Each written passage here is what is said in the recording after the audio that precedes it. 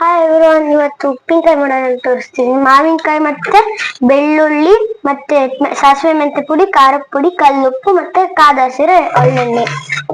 First ಇದಕ್ಕೆ ಮಾವಿನಕಾಯಿ ಹಾಕಿ, ಆಮೇಲೆ ಬೆಳ್ಳುಳ್ಳಿ,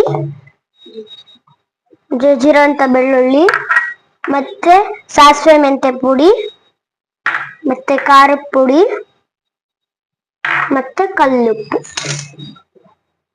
ಇದನ್ನೀಗ ನೀಟಾಗಿ ಮಿಕ್ಸ್ ಮಾಡಬೇಕು.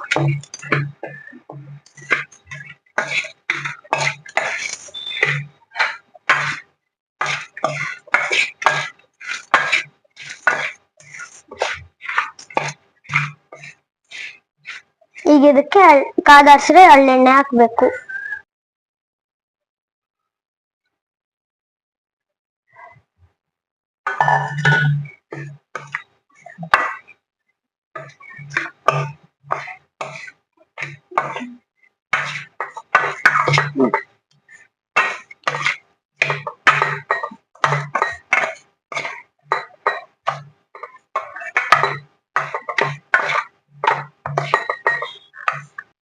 ಇದನ್ನ ಒಂದು ಬೌಲಿಗೆ ಹಾಕಿ ಎತ್ತಿಟ್ರೆ 3-4 ದಿವಸ ಆದ್ಮೇಲೆ ಉಪ್ಪಿನಕಾಯಿ ರೆಡಿ. Thank you.